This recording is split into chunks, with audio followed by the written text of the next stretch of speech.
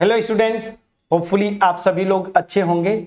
और question number 6 जो मैंने आपको होमवर्क दिया था, इसको आप ट्राई भी किए होंगे। एक बहुत ही अच्छा क्वेश्चन है ये क्वेश्चन क्या बोल रहा है? Look at several examples of rational numbers in the form p by q where p and q are integers with no common factors other than 1 and having terminating decimal representation. इस language में, इस question में ये भी आपको important है, समझना है कि बोल क्या रहा है कि ऐसे आप रेशनल नंबर्स को लीजिए p बाई q फॉर्म में।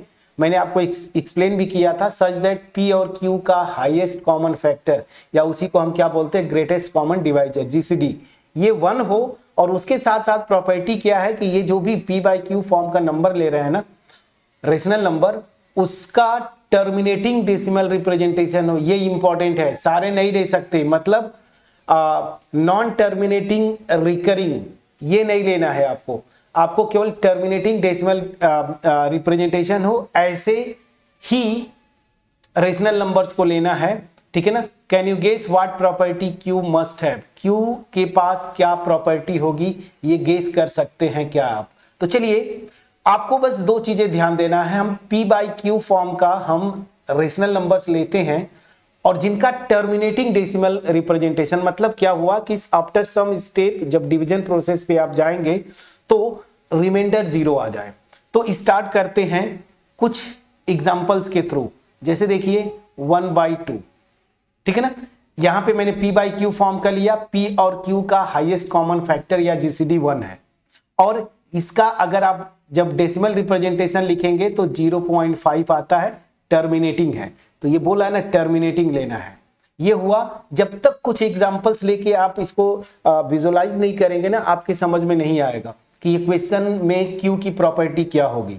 तो जैसे मैंने ये लिया, एक और नंबर ले लीजिए आप, जैसे ये लीजिए 2/3। ये होगा क्या? तो 2/3 मेरे ख्याल से नहीं होगा, 3/2 होना चाहिए। देखिए कैसे, 2/3 अगर आप लेते हैं तो 3 से 2 को आप डिवाइड करेंगे तो 0 पॉइंट लगाया आपने, यहाँ पे 0 हो जाएगा। और 6 18 होता है, 2, फिर देखिए ये 6 रिपीट करेगा ना। देखिए फिर से वही, देखिए जो स्टार्ट कर रहे थे वहीं पे आ गया रिमाइंडर। तो ये अल्टीमेट, ये जो होगा ये मेरा क्या हो जाएगा, 0.6 बार। प्लीज चेक करिएगा, ऐसा नहीं लेना है। क्वेश्चन में बोल रहा है ना कि ठीक है, यहाँ पे ये जो नंबर आपने लिया p और q का GCD या हाईएस्ट कॉमन फैक्टर 1 तो है, बट ये जो रेशनल नंबर है ना, ये नॉन टर्मिनेटिंग है, नॉन टर्मिनेटिंग रिकरिंग है। लेकिन हमें क्वेश्चन में क्या बोला है, टर्मिनेटिंग होना चाहिए। तो ये नंबर आप नहीं ले सकते, ये चीज याद रखिएगा। तो इस तरह के नंबर्स को नहीं लेना है आपको। इसलिए मैं क्वेश्चन के पढ़ने के बाद आपको मैं एग्जांपल के थ्रू वेरीफाई करवा रहा हूं कि वो जो भी नंबर p बाई q लेंगे, सच दैट p और q का हाईएस्ट कॉमन फैक्टर 1 हो, बट ये टर्मिनेटिंग डेसिमल एक्सपेंशन होना चाहिए जब भी इसका डेसिमल एक्सपेंशन आप लिखेंगे। तो यहां पे मैं देख रहा हूं कि ये जो नंबर 2/3 ले रहा हूं, ये नॉन टर्मिनेटिंग रिकरिंग है, इसको नहीं ले सकते। तो ये एग्जाम्पल यहां पे नहीं ले सकते। तो फिर अगला क्या हो सकता है, 3/2 हो जाएगा, बिल्कुल हो जाएगा। 3/2 को आप लिखेंगे तो इसका डेसिमल एक्सपेंशन 1.5 होता है, बिल्कुल सही है, ये काम करेगा। उसके अलावा एक आध और एग्जाम्पल ले लीजिए, 1/5 आप ले लीजिए, ये क्या होता है, 0.2। ये भी देखिए टर्मिनेटिंग इसका डेसिमल रिप्रेजेंटेशन है। और जो भी नंबर्स आपको लेना है, p और q का GCD मतलब SCF क्या होना चाहिए, 1 होना चाहिए। ठीक है, चलिए एक एग्जांपल ये भी हो गया। एक एग्जांपल मैं और ले लेता हूं, 13/20 में प्रॉपर्टी मुझे बताना है। तो 13/20 इसको जरा लेके देखिए। तो 13 को डिवाइड करेंगे आप 20 से, तो यहां पे 0.10 आपने यहां लगा दिया। तो अब ये डिविजिबल हो जाएगा, कितने टाइम जाएगा, 6 टाइम जाएगा। प्लीज चेक करिएगा, 6 2 12 120। यहाँ पे रिमाइंडर मेरा आ गया 10। अब ठीक है, अब जैसे डेसिमल लगाया 0 और 5 100 हो गया। प्लीज चेक करिएगा, रिमाइंडर 0। तो ये टर्मिनेटिंग हो गया। ये मेरा क्या आ रहा है, 0.65। इतने से आपका काम हो जाएगा। अब देखिए जो भी नंबर्स आप ले रहे हैं जो टर्मिनेट, ये बड़ा इंटरेस्टिंग केस है फ्रेंड्स। यहां से इसको एज अ रिजल्ट आप इन फ्यूचर के लिए भी लिख सकते हैं कि यहां पे कोई भी रेशनल नंबर ले रहा हूं जिसमें p बाई क्यू फॉर्म का अगर वो रेशनल नंबर है, p और q का GCD मतलब हाईएस्ट कॉमन फैक्टर 1 है, और वो जो रेशनल नंबर है ना उसका डेसिमल एक्सपेंशन क्या है, टर्मिनेटिंग डेसिमल एक्सपेंशन आ रहा है। तो ये इतने एग्जांपल्स मैंने लिया।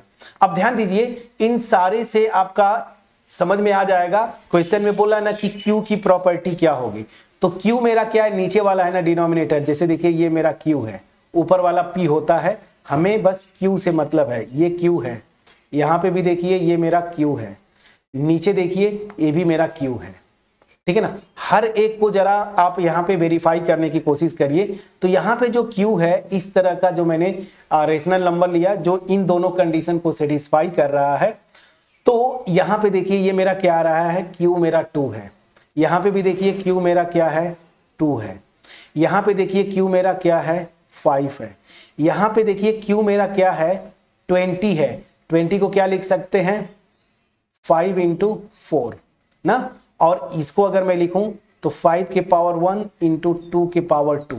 तो हो क्या रहा है, अब इतने से आप इसको इंटरप्रेट कर सकते हैं कि अगर मैं ये number p by Q form का लेता हूं rational number such that p और q का हाईएस्ट कॉमन फैक्टर या GCD 1 हो, और वो जो भी p बाई क्यू फॉर्म का रेशनल नंबर ले रहे हैं वो उसका डेसिमल रिप्रेजेंटेशन टर्मिनेटिंग हो, तो उस केस में जो q की प्रॉपर्टी आ रही है वो क्या हो रहा है। अब इनसे देखिए, या तो 2 के पावर सम पावर में आ रहा है, या 5 के पावर में आ रहा है सम, या फिर इन दोनों के पावर्स का प्रोडक्ट फॉर्म में आ रहा है। यही पॉसिबिलिटीज है, इसके अलावा और कोई पॉसिबिलिटी नहीं हो रही है, ठीक है ना। मैंने कुछ एग्जांपल्स लेके आपको बताया। तो यहां से क्या हो गया, जो आपका ये एग्जांपल्स देंगे और लिखेंगे hence Q will be either power of 2 or 5 or product of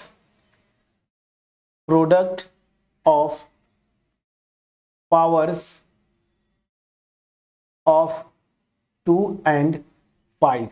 क्या इंटरेस्टिंग रिजल्ट निकल के आया, ये दिमाग में एज अ रिजल्ट बिठा लीजिए। आगे एमसीक्यू वगैरह बेस्ड क्वेश्चंस अगर आप कोई एग्जाम देते हैं तो वहां पे ये रिजल्ट आपका बड़ा यूजफुल होगा कि अगर कोई रेशनल नंबर लेता हूं p बाई क्यू फॉर्म का सच दैट p और q का जो कॉमन फैक्टर है मतलब HCF ऐसे समझे या GCD वो 1 है, और वो जो नंबर रेशनल नंबर ले रहे हैं वो उसका डेसिमल एक्सपेंशन टर्मिनेटिंग टाइप का है, तो उसमें जो p बाई क्यू फॉर्म का ले रहा हूं q नॉट इक्वल टू 0, तो q की प्रॉपर्टी क्या होगी, या तो q 2 का पावर होगा या 5 का पावर होगा, या इन दोनों के मतलब 2 और 5 के पावर्स का प्रोडक्ट होगा, जैसे मैंने यहां पे लिया था।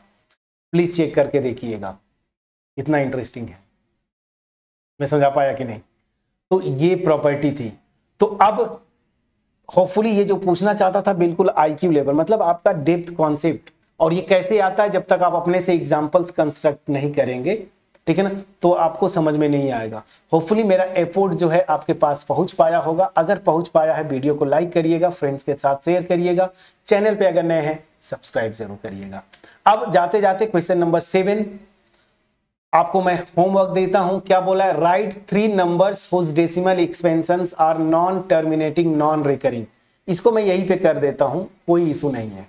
क्या बोला है ना, 3 नंबर्स ऐसे लिखने हैं जिनका decimal expansion non terminating non recurring.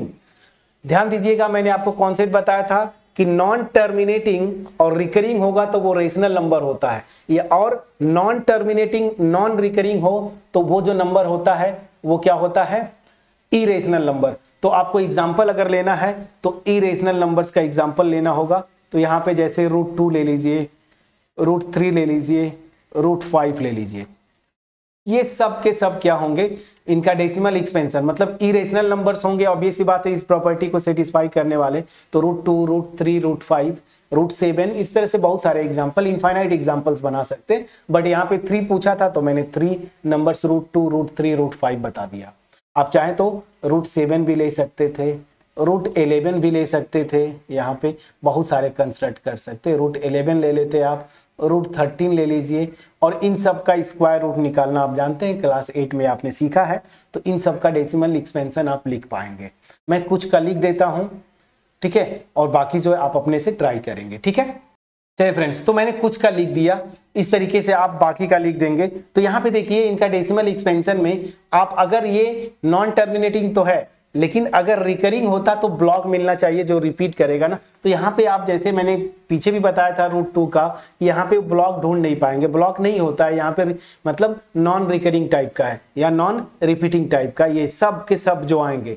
तो चलिए क्वेश्चन नंबर 7 भी मैंने बता दिया। अब क्वेश्चन नंबर 8, ये बड़ा अच्छा क्वेश्चन है।